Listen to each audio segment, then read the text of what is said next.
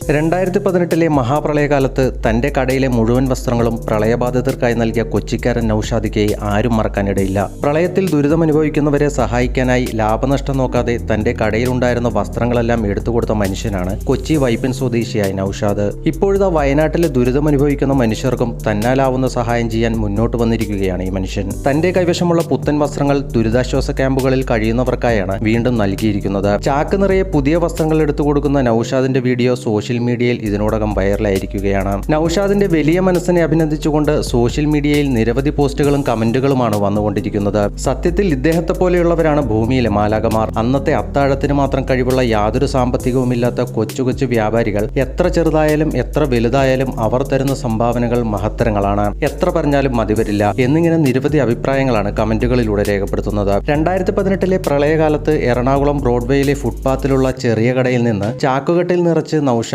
വസ്ത്രങ്ങൾ നൽകുന്ന വീഡിയോയും വൈറലായിരുന്നു. എറണാകുളം വൈപ്പിൻ മാലിപ്പുറം സ്വദേശിയാണ് നൌഷാദ്. നമ്മൾ ഇവിടെ നിന്ന് പോകുമ്പോൾ ഇവയൊന്നും കൂടെ കൊണ്ടുപോകാൻ കഴിയില്ല. ഞാൻ ഇന്ന് എന്ത് നൽകിയാലും ദൈവം എനിക്ക് പകരം തരും. ഇത് ഞാൻ ചെയ്യുന്ന ഒരു ചെറിയ കാര്യമാണെന്നാണ് നൌഷാദ് എന്ന് പറഞ്ഞത്. അന്ന് മനസ്സിന്റെ ഉള്ളിൽ തട്ടി പറഞ്ഞ ആ വാക്കുകൾ വർഷങ്ങൾക്കിപ്പുറവും മഹാദുരന്ത സമയത്തും പ്രാവർത്തികമാക്കിയിരിക്കുകയാണ് ഈ കൊച്ചിക്കാരൻ.